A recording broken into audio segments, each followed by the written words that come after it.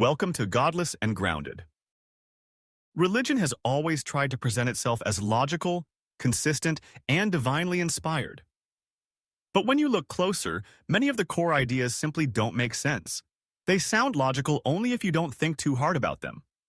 Once you begin to question, you realize how much of religious reasoning is built on contradictions, circular arguments, and claims that would never be accepted in any other area of life. If someone used the same kind of logic in everyday matters, we'd laugh at them or dismiss them immediately. Yet, when the same reasoning is dressed in religious clothing, people are expected to nod, agree, and accept it as sacred truth. Take, for example, the very idea of an all-powerful, all-knowing, perfectly good God. On paper, that sounds impressive. But when you really break it down, the logic falls apart. If God is all-knowing, then he knows everything that will ever happen. That means he knew, before creating the universe, every tragedy, every murder, every natural disaster, every child who would suffer and die. If he is also all-powerful, he could stop these things from happening. And if he is perfectly good, he should want to stop them. Yet they happen anyway, every single day. Religious people try to explain this away by saying things like, God works in mysterious ways, or suffering is a test. But notice what's happening. Instead of explaining, they're excusing. If a human ruler behaved like this, allowing avoidable suffering when they could stop it, we would not call them loving or just. We would call them cruel or indifferent. Somehow, when it comes to God, the same logic gets flipped upside down, and believers insist it must make sense. Then there's the claim that morality comes from religion. This idea is repeated so often that many people don't even question it. But think about it carefully. If morality comes only from God, then people of different religions should all agree on moral issues. They don't. Religions disagree about war, slavery, women's rights, human sexuality, even basic questions like whether killing in the name of faith is right or wrong. In fact, many moral ideas found in holy books are considered deeply immoral today. Slavery is condoned in the Bible and the Quran. Killing non-believers is praised in certain verses. Women are treated as property in multiple scriptures. If morality really came from God, shouldn't it be timeless, universal, and consistent?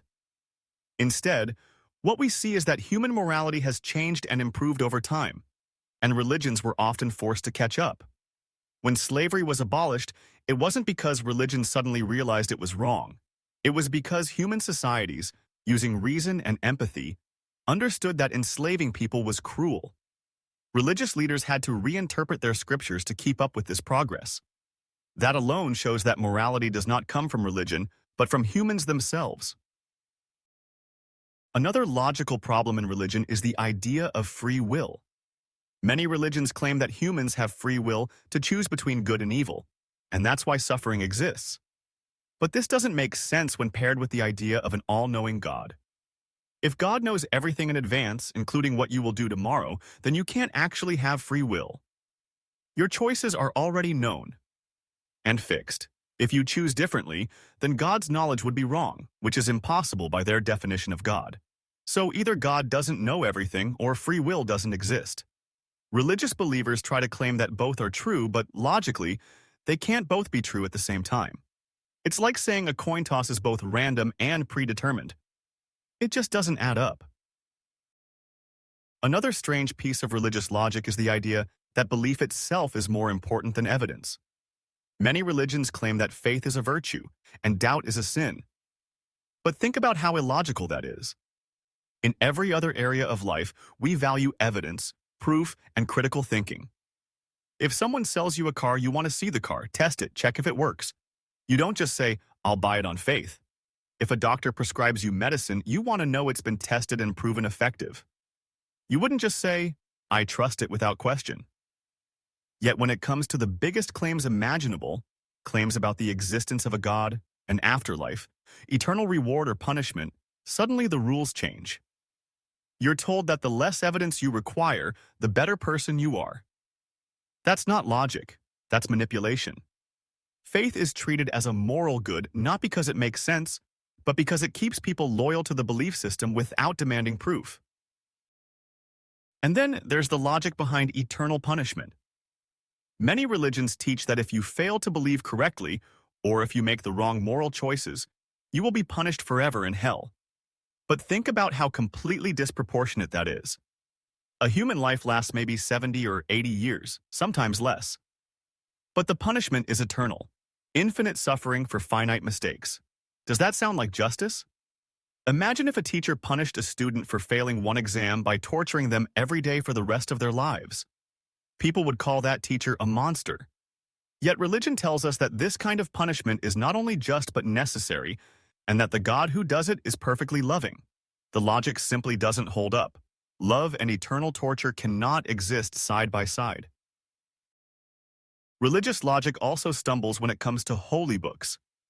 Believers claim their scripture is perfect, timeless, and free from error. Yet when you read them, you find contradictions, outdated knowledge, and cultural biases from the time they were written. For example, the Bible contains two different creation stories that don't match. The Quran speaks about the sun setting in a muddy pool. The Hindu Vedas describe the earth resting on the back of a giant turtle. These are not timeless truths. They are the limited understandings of ancient people. The religious logic is, these books are perfect because they are from God. How do we know they're from God? Because they say so themselves. That's circular reasoning. If someone gave you a book that said, this book is written by aliens, you wouldn't just believe it because the book said so. You'd demand independent evidence. But when it comes to religious texts, this circular argument is accepted as profound truth. Even the idea of creation itself shows how religious logic can be backwards. Believers often ask, if there's no God, how did the universe come from nothing? But notice what they're doing. They assume that everything needs a creator except God. God, they say, has no creator, he just exists. But if something can exist without a creator, then why not the universe itself? Saying God created the universe doesn't actually solve the problem, it just moves it one step back. It replaces one mystery with an even bigger mystery, an eternal, invisible, all-powerful being who somehow just exists. If the universe can't exist without explanation, then neither can God. If God can exist without explanation, then so can the universe. The religious logic is inconsistent. Another everyday example. Believers say that God gives humans purpose. Without God, they say, life is meaningless. But this logic doesn't hold up either. Purpose is something we create ourselves. A musician finds purpose in music, a parent in raising children, a scientist in discovering truth. These purposes are real and meaningful, even if they don't come from a divine command. Saying that life without God has no purpose is like saying a book has no meaning unless the author is still alive. The meaning comes from the story itself, not the author's existence.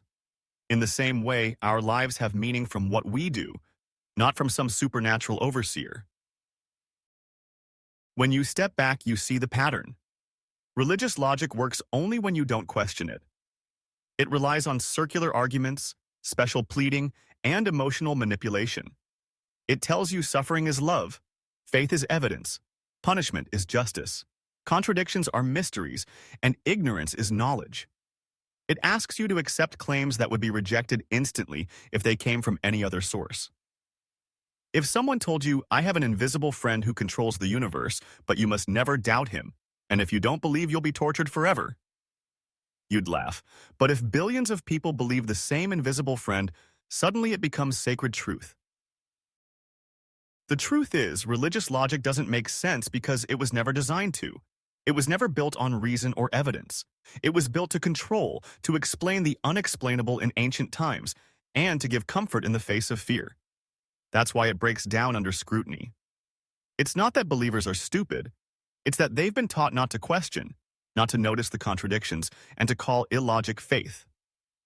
Once you start examining the reasoning, the whole system of religious logic reveals itself for what it is: a fragile house of cards, held together only by tradition and belief, not by reason.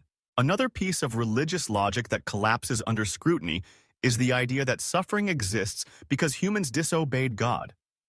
Many believers point to the concept of original sin in Christianity, where one act of disobedience in a garden thousands of years ago supposedly corrupted all of humanity.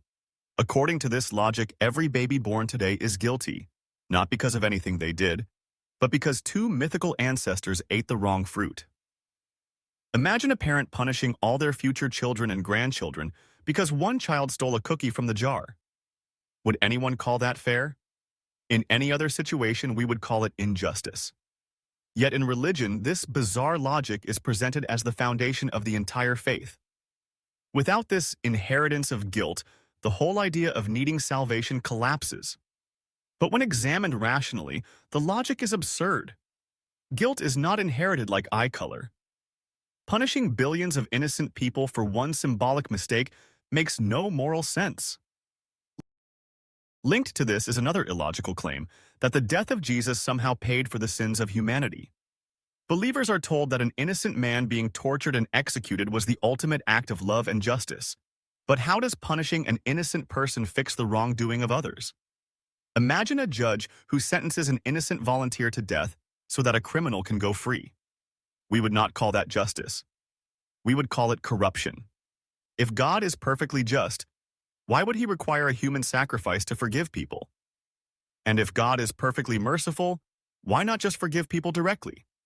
In fact, ordinary humans forgive each other every day without demanding a blood sacrifice. Why does an all-powerful God require something so brutal and unnecessary? The logic simply doesn't hold up. Religious logic also struggles with the idea of divine testing.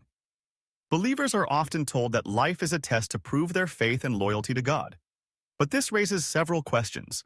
If God is all-knowing, why does he need to test anyone? He should already know who will pass and who will fail.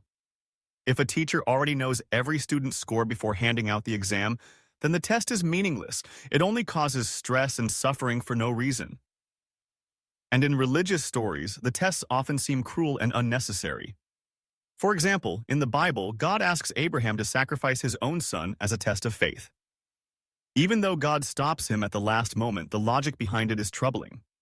What kind of deity would demand such a horrific act just to prove loyalty? And what does that say about the morality of Abraham, who was willing to kill his own child without question? If this is supposed to demonstrate virtue, it does the opposite. It shows blind obedience valued over compassion and reason. Religious logic also insists that disbelief is worse than immorality. In many religions, a kind and compassionate atheist is destined for hell, while a cruel believer who repents at the last minute can be rewarded with heaven. Think about how strange that is. If morality really comes from God, wouldn't the most important thing be how we treat other people? Yet, religions elevate belief itself above all else. Believing the right doctrine matters more than kindness, honesty, or compassion. A murderer who confesses faith may be saved, while a lifelong humanitarian who doubts is condemned. In what world does this make sense? Imagine a company that values employees who praise the boss while ignoring those who actually work hard. That company would collapse under its own foolishness. Yet religion treats this upside-down logic as divine justice. Another strange religious argument is the claim that without God, life has no meaning. But notice how this logic actually insults human life. It assumes that meaning only counts if it's handed down from above, like a rulebook. But most of us create meaning in everyday ways, through family, friendship, love, art, discovery, and growth. These meanings are not fake. They are deeply real. Saying life without God has no meaning is like saying a painting has no value unless the painter personally tells you what it means. But we all know art has value through the experience it gives to the viewer. In the same way, life has value through the experiences we create, not through some external stamp of approval. Religion also uses a peculiar form of logic when it comes to exclusivity. Almost every religion claims to be the one true path, and that all others are false. Christians are told salvation comes only through Jesus. Muslims are told only Islam is the complete truth.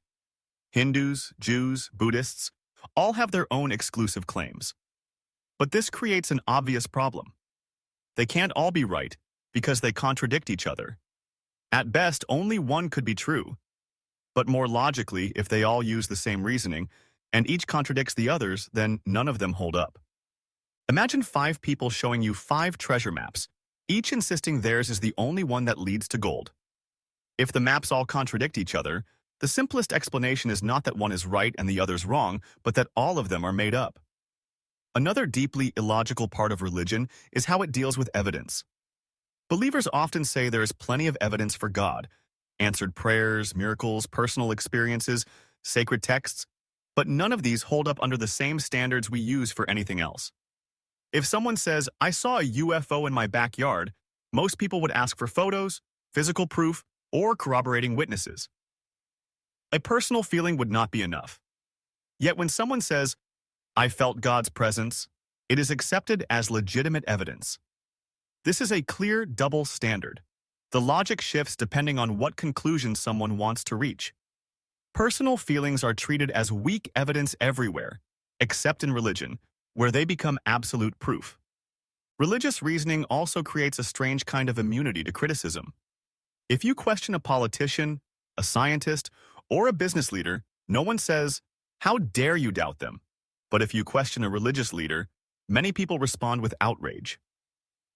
Doubt in this context is treated as dangerous or immoral, rather than as a healthy search for truth. The logic seems to be if something is unquestionable, it must be true. But in reality, if something cannot be questioned, it's usually because it wouldn't survive the questions. Truth does not fear inquiry, only falsehood does. Another peculiar piece of logic comes from the idea that everything good comes from God, but everything bad comes from humans or Satan. If something beautiful happens, like a child being born healthy, it's called a blessing from God. If something tragic happens, like a child being born with a painful disease, it's called human sin, or Satan, or a mysterious test.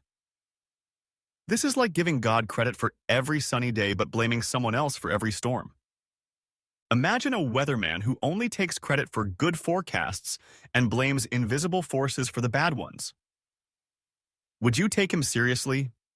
Yet religion uses this selective logic to keep God blameless, no matter what happens. Even the logic of heaven and hell collapses when examined closely. Heaven is described as a place of eternal joy, where no suffering or sadness exists. But think about what that actually means.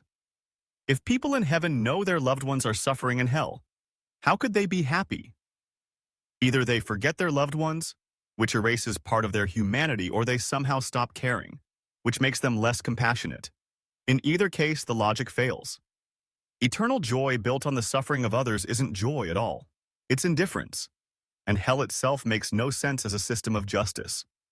No human crime, however terrible, deserves infinite punishment. If proportionality matters at all in morality, then hell is the most immoral idea ever invented. And perhaps one of the most telling examples of flawed religious reasoning is the idea of unquestionable authority. Children are taught from a young age not to ask too many questions about faith. Questions are dangerous, doubt is sinful, and curiosity is discouraged. But notice how strange this is. In every other area of life, curiosity is seen as good. We praise children who ask questions about science, history, or the world around them. We encourage students to think critically, to challenge assumptions, to look for evidence. But when it comes to religion, the logic is inverted. The very act of asking questions becomes a threat. This shows that religion survives not because its logic is sound, but because it protects itself from scrutiny. When all these examples are taken together, the pattern is impossible to ignore. Religious logic is not real logic. It is a patchwork of excuses, double standards, and emotional appeals designed to keep people believing, not to lead them to truth. It claims that suffering proves love, that punishment proves justice, that contradictions prove mystery, and that blind faith proves wisdom. No one would accept this reasoning in any other context. If your neighbor or your boss or your teacher use these arguments, you dismiss them instantly. But when they come from religion, people are told to accept them without hesitation. The reason is clear. Religious logic was never built for truth. It was built for survival. It was built to reassure, to control, to comfort, and to keep traditions alive. But when tested by reason, it falls apart. The more closely you look, the less sense it makes. And the moment you step outside the circle of unquestioned faith, you see the contradictions everywhere. Religion may continue to insist its logic is flawless, but the cracks are visible to anyone willing to think carefully. In the end, the only real requirement for religious logic to work is that people stop questioning it.